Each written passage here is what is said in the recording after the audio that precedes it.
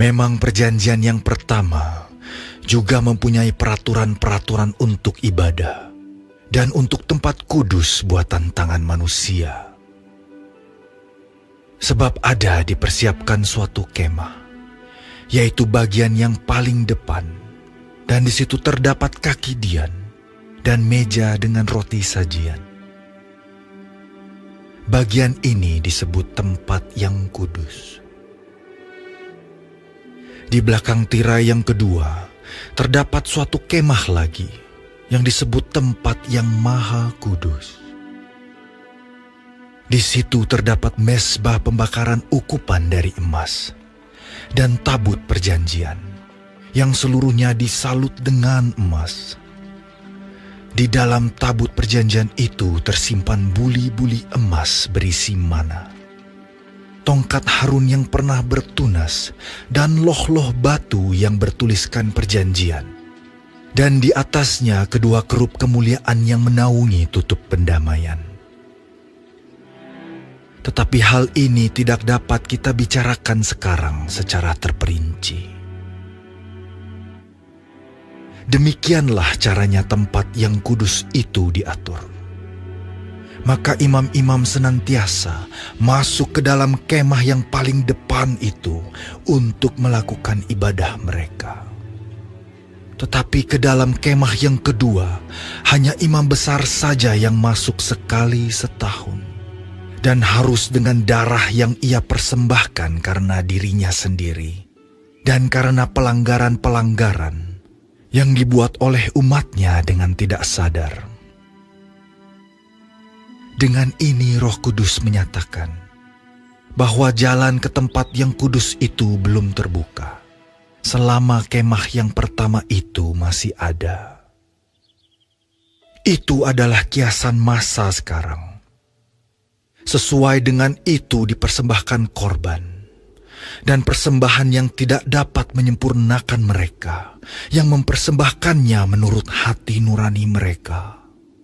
Karena semuanya itu, di samping makanan, minuman, dan pelbagai macam pembasuhan, hanyalah peraturan-peraturan untuk hidup insani yang hanya berlaku sampai tibanya waktu pembaharuan. Tetapi Kristus telah datang sebagai imam besar untuk hal-hal yang baik yang akan datang. Ia telah melintasi kemah yang lebih besar dan yang lebih sempurna, yang bukan dibuat oleh tangan manusia. Artinya yang tidak termasuk ciptaan ini. Dan ia telah masuk satu kali untuk selama-lamanya ke dalam tempat yang kudus, bukan dengan membawa darah domba jantan dan darah anak lembu, tetapi dengan membawa darahnya sendiri. Dan dengan itu, ia telah mendapat kelepasan yang kekal. Sebab, jika darah domba jantan dan darah lembu jantan dan percikan abu lembu muda menguduskan mereka yang najis, sehingga mereka disucikan secara lahiriah, betapa lebihnya darah Kristus, yang oleh Roh yang kekal telah mempersembahkan dirinya sendiri kepada Allah sebagai persembahan yang tak bercacat, akan menyucikan hati nurani kita dari perbuatan-perbuatan yang sia-sia, supaya kita dapat beribadah kepada Allah yang hidup. Karena itu, ia adalah pengantara dari suatu perjanjian yang baru, supaya mereka yang telah terpanggil dapat menerima bagian kekal yang dijanjikan. Sebab ia telah mati untuk menebus pelanggaran-pelanggaran yang telah dilakukan selama perjanjian yang pertama. Sebab di mana ada wasiat, di situ harus diberitahukan tentang kematian pembuat wasiat itu. Karena suatu wasiat barulah sah kalau pembuat wasiat itu telah mati, sebab ia tidak berlaku selama pembuat wasiat itu masih hidup. Itulah sebabnya, maka perjanjian yang pertama tidak disahkan tanpa darah. Sebab sesudah Musa memberitahukan semua perintah hukum Taurat kepada seluruh umat, ia mengambil darah anak lembu dan darah domba jantan serta air dan bulu merah dan hisop, lalu memerciki kitab itu sendiri dan seluruh umat, sambil berkata, "Inilah darah perjanjian yang ditetapkan Allah bagi kamu." Dan juga kemah dan semua alat untuk ibadah dipercikinya secara demikian dengan darah. Dan hampir segala sesuatu disucikan menurut hukum Taurat dengan darah. Dan tanpa penumpahan darah tidak ada pengampunan. Jadi, segala sesuatu yang melambangkan apa yang ada di sorga haruslah ditahirkan secara demikian. Tetapi benda-benda surgawi sendiri oleh persembahan-persembahan yang lebih baik daripada itu.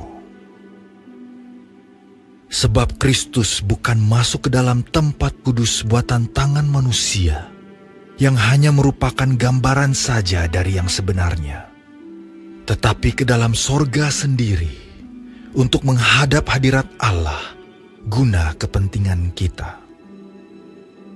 Dan ia bukan masuk untuk berulang-ulang mempersembahkan dirinya sendiri, sebagaimana imam besar setiap tahun masuk ke dalam tempat kudus dengan darah yang bukan darahnya sendiri.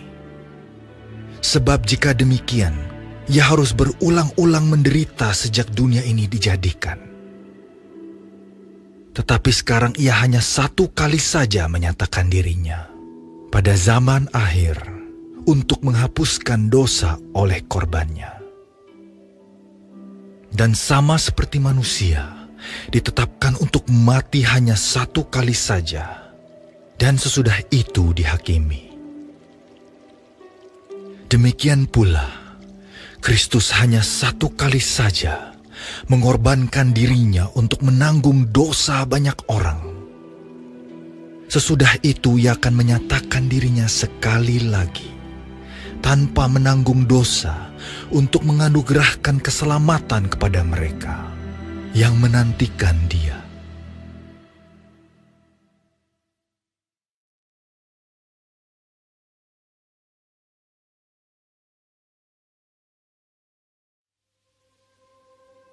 Di dalam hukum Taurat hanya terdapat bayangan saja dari keselamatan yang akan datang, dan bukan hakikat dari keselamatan itu sendiri. Karena itu dengan korban yang sama, yang setiap tahun terus-menerus dipersembahkan, hukum Taurat tidak mungkin menyempurnakan mereka yang datang mengambil bagian di dalamnya. Sebab jika hal itu mungkin, pasti orang tidak mempersembahkan korban lagi. Sebab mereka yang melakukan ibadah itu tidak sadar lagi akan dosa setelah disucikan sekali untuk selama-lamanya. Tetapi justru oleh korban-korban itu, setiap tahun orang diperingatkan akan adanya dosa. Sebab tidak mungkin darah lembu jantan atau darah domba jantan menghapuskan dosa. Karena itu ketika ia masuk ke dunia, ia berkata, "Korban dan persembahan tidak engkau kehendaki, tetapi engkau telah menyediakan tubuh bagiku. Kepada korban bakaran dan korban penghapus dosa, engkau tidak berkenan." Lalu aku berkata, "Sungguh, aku datang. Dalam gulungan kitab ada tertulis tentang aku, untuk melakukan kehendak-Mu, ya Allahku." Di atas ia berkata, "Korban dan persembahan, korban bakaran dan korban penghapus dosa tidak engkau kehendaki, dan engkau tidak berkenan kepadanya, meskipun dipersembahkan menurut hukum Taurat." Dan kemudian katanya, "Sungguh, aku datang untuk melakukan kehendak-Mu." Yang pertama ia hapuskan supaya menegakkan yang kedua. Dan karena kehendaknya inilah, kita telah dikuduskan satu kali untuk selama-lamanya oleh persembahan tubuh Yesus Kristus. Selanjutnya setiap imam melakukan tiap-tiap hari pelayanannya dan berulang-ulang mempersembahkan korban yang sama sekali tidak dapat menghapuskan dosa. Tetapi ia, setelah mempersembahkan hanya satu korban saja karena dosa, ia duduk untuk selama-lamanya di sebelah kanan Allah. Dan sekarang, ia hanya menantikan saatnya di mana musuh-musuhnya akan dijadikan tumpuan kakinya. Sebab oleh satu korban saja, ia telah menyempurnakan untuk selama-lamanya mereka yang ia kuduskan. Dan tentang hal itu, Roh Kudus juga memberi kesaksian kepada kita. Sebab setelah ia berfirman, "Inilah perjanjian yang akan kuadakan dengan mereka sesudah waktu itu."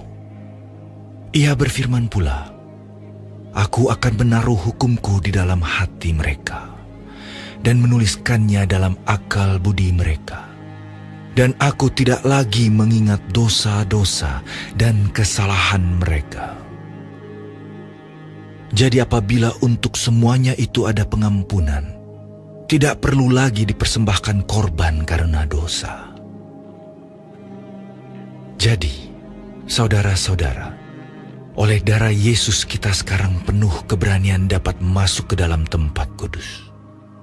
Karena ia telah membuka jalan yang baru dan yang hidup bagi kita melalui tabir, yaitu dirinya sendiri.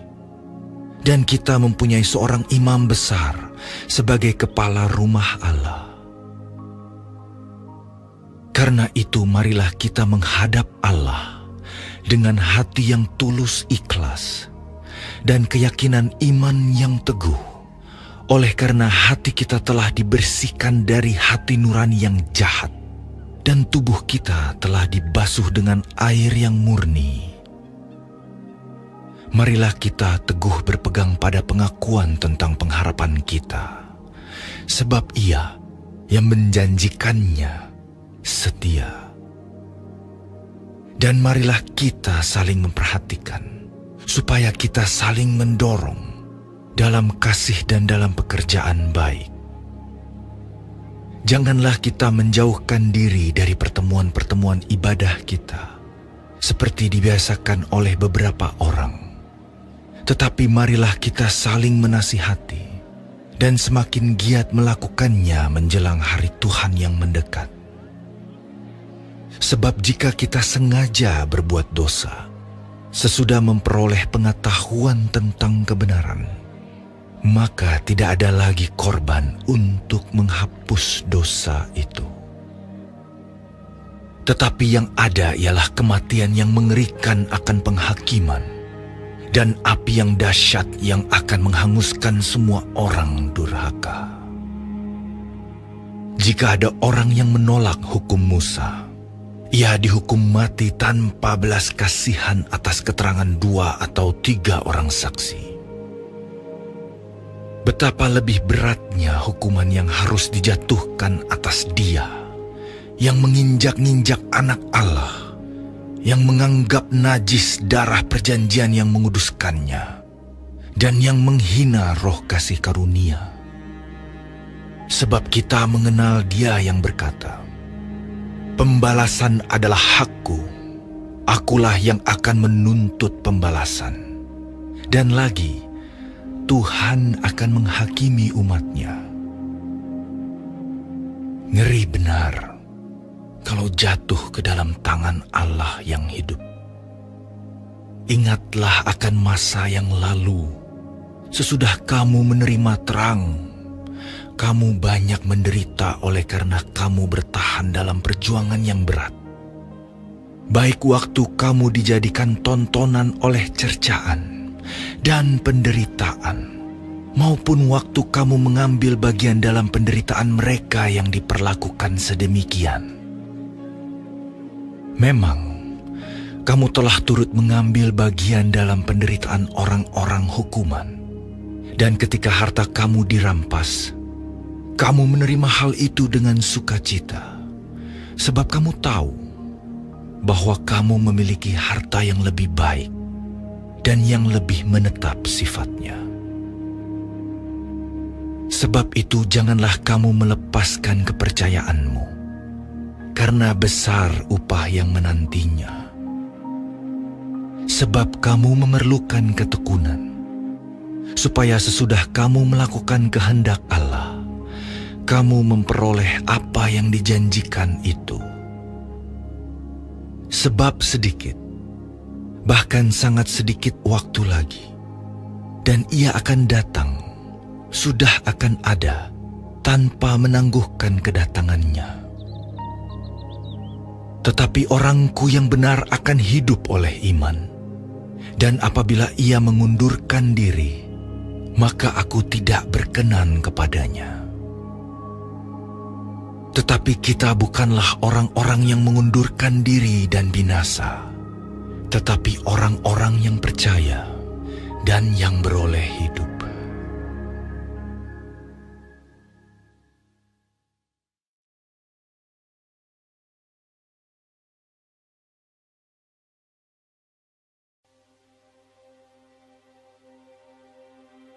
Iman adalah dasar dari segala sesuatu yang kita harapkan, dan bukti dari segala sesuatu yang tidak kita lihat. Sebab, oleh imanlah telah diberikan kesaksian kepada nenek moyang kita. Karena iman kita mengerti bahwa alam semesta telah dijadikan oleh firman Allah, sehingga apa yang kita lihat telah terjadi dari apa yang tidak dapat kita lihat. Karena iman, Habel telah mempersembahkan kepada Allah korban yang lebih baik daripada korban Kain. Dengan jalan itu ia memperoleh kesaksian kepadanya bahwa ia benar, karena Allah berkenan akan persembahannya itu. Dan karena iman, ia masih berbicara sesudah ia mati. Karena iman, Henokh terangkat, supaya ia tidak mengalami kematian, dan ia tidak ditemukan, karena Allah telah mengangkatnya. Sebab sebelum ia terangkat, ia memperoleh kesaksian bahwa ia berkenan kepada Allah. Tetapi tanpa iman, tidak mungkin orang berkenan kepada Allah. Sebab barang siapa berpaling kepada Allah, ia harus percaya bahwa Allah ada, dan bahwa Allah memberi upah kepada orang yang sungguh-sungguh mencari Dia. Karena iman, maka Nuh dengan petunjuk Allah tentang sesuatu yang belum kelihatan, dengan taat mempersiapkan bahtera untuk menyelamatkan keluarganya. Dan karena iman itu ia menghukum dunia, dan ia ditentukan untuk menerima kebenaran sesuai dengan imannya. Karena iman, Abraham taat ketika ia dipanggil untuk berangkat ke negeri yang akan diterimanya menjadi milik pusakanya. Lalu ia berangkat dengan tidak mengetahui tempat yang ia tujui. Karena iman, ia diam di tanah yang dijanjikan itu, seolah-olah di suatu tanah asing, dan di situ ia tinggal di kemah dengan Ishak dan Yakub, yang turut menjadi ahli waris janji yang satu itu. Sebab ia menanti-nantikan kota yang mempunyai dasar, yang direncanakan dan dibangun oleh Allah. Karena iman, ia juga dan Sarah beroleh kekuatan untuk menurunkan anak cucu, walaupun usianya sudah lewat, karena ia menganggap Dia yang memberikan janji itu setia.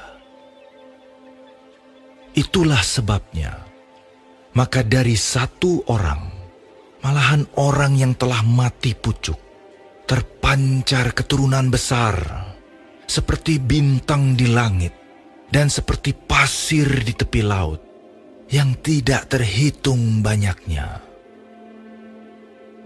Dalam iman, mereka semua ini telah mati sebagai orang-orang yang tidak memperoleh apa yang dijanjikan itu, tetapi yang hanya dari jauh melihatnya dan melambai-lambai kepadanya, dan yang mengakui bahwa mereka adalah orang asing dan pendatang di bumi ini. Sebab mereka yang berkata demikian menyatakan bahwa mereka dengan rindu mencari suatu tanah air. Dan kalau sekiranya dalam hal itu mereka ingat akan tanah asal yang telah mereka tinggalkan, maka mereka cukup mempunyai kesempatan untuk pulang ke situ. Tetapi sekarang mereka merindukan tanah air yang lebih baik, yaitu satu tanah air sorgawi. Sebab itu Allah tidak malu disebut Allah mereka, karena Ia telah mempersiapkan sebuah kota bagi mereka. Karena iman, maka Abraham, tatkala ia dicobai, mempersembahkan Ishak. Ia yang telah menerima janji itu, rela mempersembahkan anaknya yang tunggal. Walaupun kepadanya telah dikatakan, keturunan yang berasal dari Ishaklah yang akan disebut keturunanmu. Karena ia berpikir bahwa Allah berkuasa membangkitkan orang-orang sekalipun dari antara orang mati. Dan dari sana ia seakan-akan telah menerimanya kembali. Karena iman maka Ishak, sambil memandang jauh ke depan, memberikan berkatnya kepada Yakub dan Esau. Karena iman, maka Yakub, ketika hampir waktunya akan mati, memberkati kedua anak Yusuf, lalu menyembah sambil bersandar pada kepala tongkatnya. Karena iman, maka Yusuf, menjelang matinya memberitakan tentang keluarnya orang-orang Israel, dan memberi pesan tentang tulang belulangnya. Karena iman, maka Musa, setelah ia lahir, disembunyikan selama 3 bulan oleh orang tuanya. Karena mereka melihat bahwa anak itu elok rupanya, dan mereka tidak takut akan perintah raja. Karena iman, maka Musa, setelah dewasa, menolak disebut anak putri Firaun, karena ia lebih suka menderita sengsara dengan umat Allah daripada untuk sementara menikmati kesenangan dari dosa. Ia menganggap penghinaan karena Kristus sebagai kekayaan yang lebih besar daripada semua harta Mesir, sebab pandangannya ia arahkan kepada upah. Karena iman, maka ia telah meninggalkan Mesir dengan tidak takut akan murka raja. Ia bertahan sama seperti ia melihat apa yang tidak kelihatan. Karena iman, maka ia mengadakan Paskah dan pemercikan darah, supaya pembinasa anak-anak sulung jangan menyentuh mereka. Karena iman, maka mereka telah melintasi Laut Merah sama seperti melintasi tanah kering. Sedangkan orang-orang Mesir tenggelam ketika mereka mencobanya juga. Karena iman, maka runtuhlah tembok-tembok Yeriko setelah kota itu dikelilingi 7 hari lamanya. Karena iman, maka Rahab, perempuan sundal itu, tidak turut binasa bersama-sama dengan orang-orang durhaka, karena ia telah menyambut pengintai-pengintai itu dengan baik. Dan apakah lagi yang harus aku sebut? Sebab aku akan kekurangan waktu, apabila aku hendak menceritakan tentang Gideon, Barak, Simson, Yefta, Daud dan Samuel dan para nabi, yang karena iman telah menaklukkan kerajaan-kerajaan, mengamalkan kebenaran, memperoleh apa yang dijanjikan, menutup mulut singa-singa, memadamkan api yang dahsyat. Mereka telah luput dari mata pedang, telah beroleh kekuatan dalam kelemahan, telah menjadi kuat dalam peperangan, dan telah memukul mundur pasukan-pasukan tentara asing. Ibu-ibu telah menerima kembali orang-orangnya yang telah mati, sebab dibangkitkan. Tetapi orang-orang lain membiarkan dirinya disiksa dan tidak mau menerima pembebasan, supaya mereka beroleh kebangkitan yang lebih baik.